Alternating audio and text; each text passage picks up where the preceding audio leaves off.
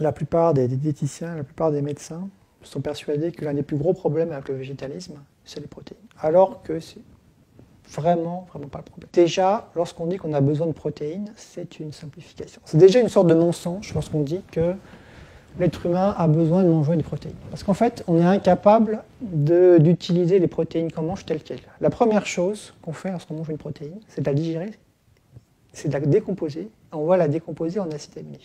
Parce qu'on n'est pas capable de réutiliser telles quelles les protéines qu'on mange. Si vous mangez de la viande, par exemple, vous ne serez pas capable de réutiliser telle quelle l'hémoglobine que vous mangez. Mais on devrait dire, on a des besoins dans tel et tel acide aminé. En fait, les animaux sont incapables de fabriquer des acides aminés. Incapables. La source des acides aminés, ce n'est absolument pas les animaux, ce sont les plantes. Il n'y a que les plantes qui sont capables de fabriquer les acides aminés. Donc à la source, les acides aminés sont fabriqués par les plantes. Les plantes fabriquent des protéines avec ces acides aminés. Ensuite, ces protéines, donc végétales, sont soit mangées directement, soit mangées par des animaux. Et ensuite, on mange les animaux. On va manger les protéines animales. On la décompose en acides aminés. Les acides aminés passent dans le sang. Puis là, on va réassembler les acides aminés en protéines.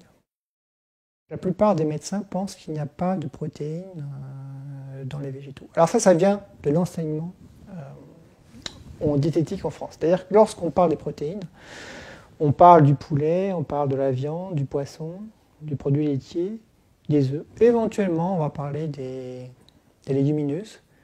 Mais on fait comme s'il n'y avait pas de protéines dans les oléagineux, on fait comme s'il n'y avait pas de protéines céréales, on fait comme s'il n'y avait pas ou peu de protéines dans les légumineuses, mais pourtant les chiffres sont là. Il suffit de prendre n'importe quelle table nutritionnelle, vous vous intéressez à n'importe quel aliment, même le plus incongru, et vous allez vous apercevoir que, en fait, il y a un peu de protéines dans tout. Sur le site du programme national Nutrition Santé, il y a une phrase qui est extrêmement perverse, qui est très malhonnête sur le plan intellectuel, c'est de dire, dans les protéines végétales, il manque des acides aminés essentiels. C'est vraiment la manipulation, parce que en fait, la plupart des gens comprennent que quand il manque, ils comprennent qu'il y a zéro. Quelle que soit la protéine, toutes les protéines, qu'elles soient animales ou végétales, contiennent tous les acides aminés essentiels et non essentiels. Cette information, elle est extrêmement facile à vérifier. Est-ce qu'il existe des protéines qui contiennent zéro de tel ou tel acide aminé? Eh bien, ça n'existe pas.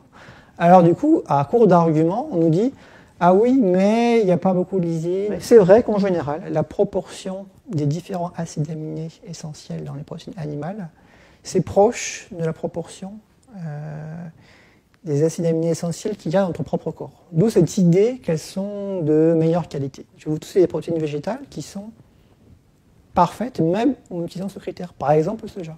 Par exemple, la protéine quinoa. La plupart des légumineuses. La plupart des légumineuses ont une proportion dans les différents acides aminés qui est pratiquement parfaite sur le plan théorique. Est-ce que ça a un impact négatif sur la santé? Eh bien, on a la réponse depuis le 1er août 2016. Voilà, il y a une étude qui est sortie sur le sujet.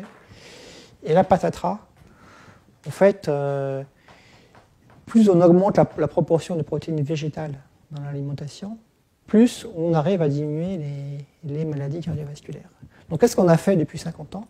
On est allé chercher le seul avantage théorique des protéines animales, on l'a monté en épingle, en disant voilà, c'est la raison pour laquelle il faut manger des protéines animales. On a fondé toute une politique agricole là-dessus, alors qu'en fait, il y a des dizaines d'arguments contre les protéines animales et une dizaine d'arguments pour les protéines végétales. Et là encore, il y a beaucoup plus en fait, d'arguments pour les protéines végétales que pour les protéines animales, à tel point qu'on a le droit de dire que les protéines végétales sont globalement de meilleure qualité que les protéines animales. Or, dans le système de croyance dominant, presque tout le monde est persuadé que les protéines animales sont supérieures.